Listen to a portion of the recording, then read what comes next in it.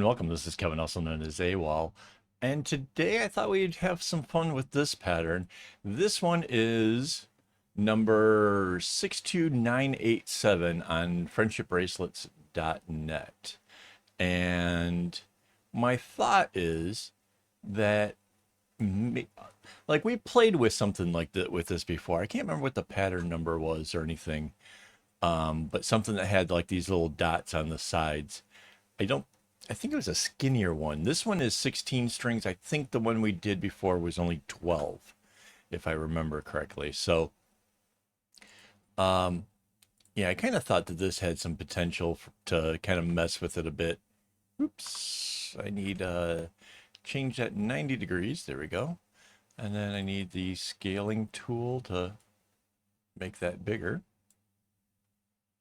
That looks fine. And then we add it to a new layer and then just kind of push it off to the side. Wow, takes up a lot of our space here. Okay, I have this really cool blue here.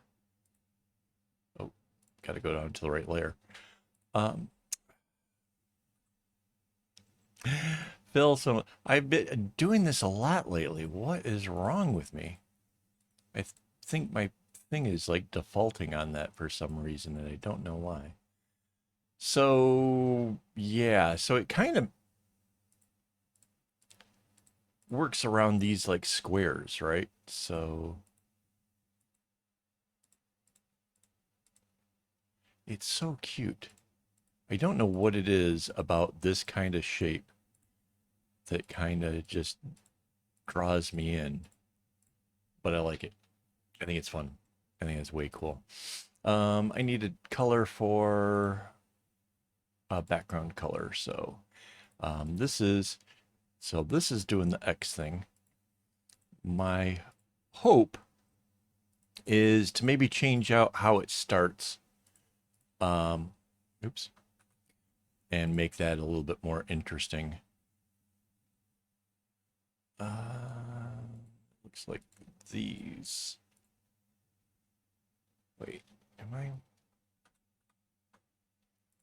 So this for sure comes this way. I am like so confused where the dark dots go. This is one here, one here, one here, and one there. Okay. Wait, I can put the other side in at the same time. One there, one there, one there, and one there. All right, is that 1, 2, 3, and 1? Yes. Try to not look at the little tiny ones on the sides. They will just mess you up every time. All right. Darn it.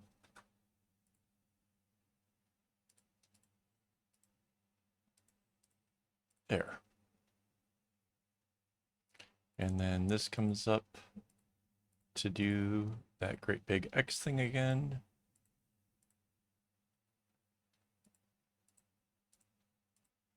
Like that. And then this one.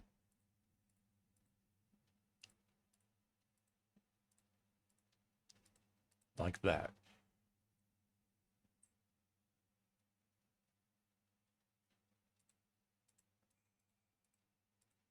And then might as well put this part in, right? Because it's A, it's obvious, and B, it'll tell me how much more space we have.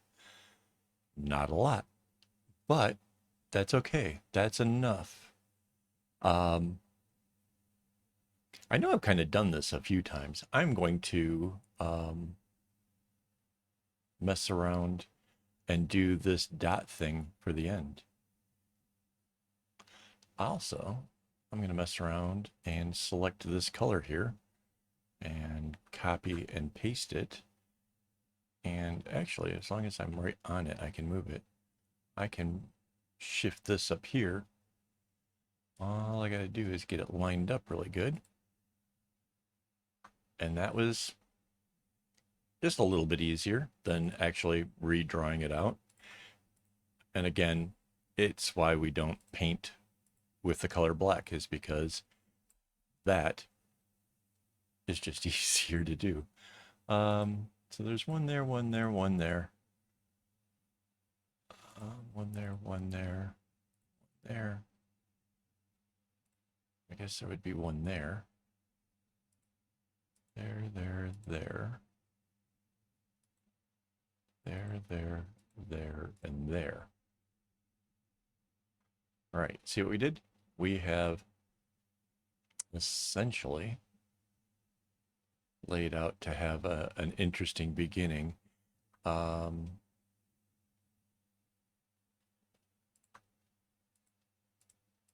Yeah, this is going to use, like, let's say the color we use is white, just because that's what's in the original pattern. Of course, I'm not. I don't think I have that much to do stuff like this. But for, like I said, just kind of bear with me. If this were the white string, it obviously gets used more than the blue. So if you're one of those people who cuts your strings close to what you need, this one could be a problem for you. So yeah, at least cut your white strings longer. There. Well, so okay, we've kind of figured out the whole first half. Now it's about doing the strings. And I'm pretty sure everything about this,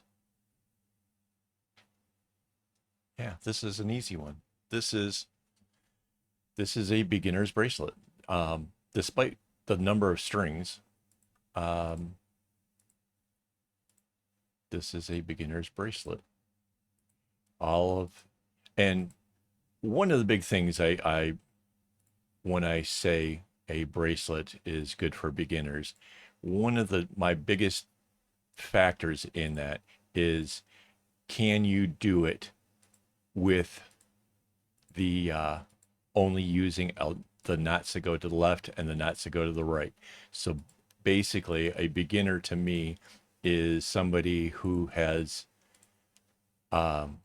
basically mastered doing a chevron. So if you can do a chevron, you can make this. And that to me makes this a beginner's pattern. So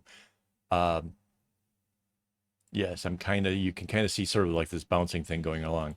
Essentially, I only have to fill in a quarter of this in order to make all of this work. So basically that string would have gone straight across here, and this string would have come straight across here. So this isn't about a bounce. This is just taking care of this side of things. All the strings are basically set up as a every other one.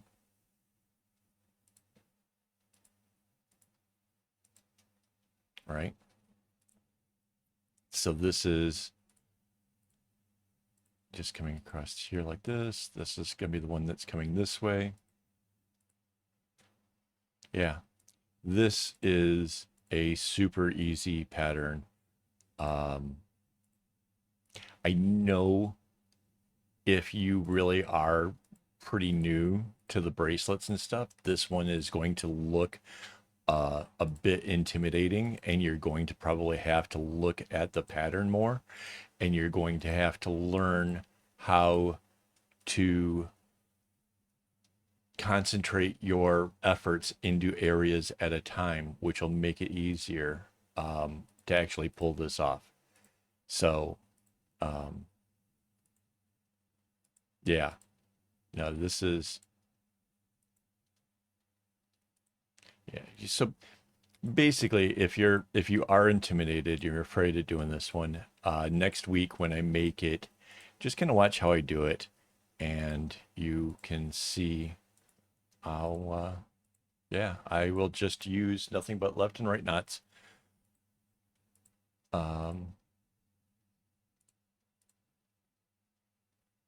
Yeah, this is a nice pattern. I don't know, again, I don't know quite what inspired me. Maybe it was um, these dot things again on the sides. We did that once before, and it was pretty cool. But yeah, this is going to be a delightfully easier one to make. So there we go. That are all of my blue strings. So I'm going to teach you guys how to cheat when it comes to designing here. Shrink this down a bit. I am going to go ahead and, even though we haven't filled in all of our underlying strings, I'm going to go ahead and grab this part here, and I'm going to copy and paste it, which is Control C and Control V. Imagine you guys should probably know that by now, but I do like to emphasize it just in case we get that one person who hasn't actually watched my video on how to do the GIMP thing. We're going to put this over here, and that fills in all of our underlying strings on this side, right? Now, I'm going to grab the top half.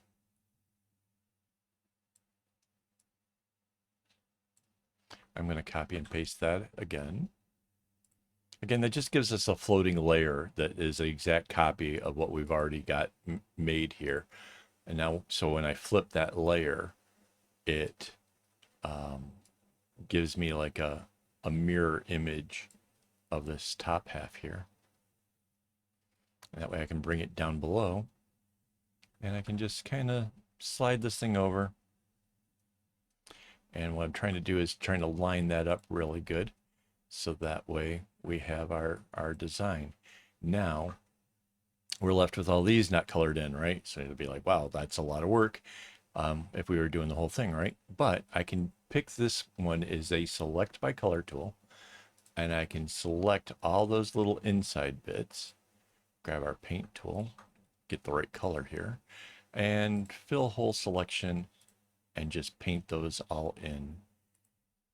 And there we go. That finishes up the whole thing. So now we have the spots at the beginning of it. We have 4 of this kind of diamondy thing going on. I don't know what to call that. If you have a name for this thing, if you know what those are, let me know in the comments. I am kind of curious.